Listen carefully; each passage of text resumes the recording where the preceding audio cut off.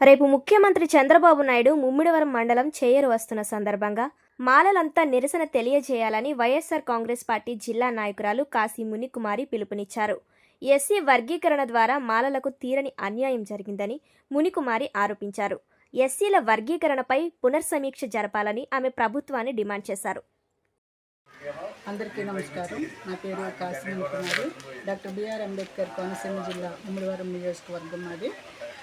ఈ మధ్యకాలంలో మనకి ఎస్సీ వర్గీకరణ విషయంలో మాలలకు ఎంత అన్యాయం జరిగిందో అందరికీ తెలిసిన విషయమే. అయితే ఈ మాలల విషయంలో జన ప్రాతిపదికన ఈ వర్గీకరణ చేస్తుంటే ఎవరికి ఏ నష్టం కలిగేది కాదు.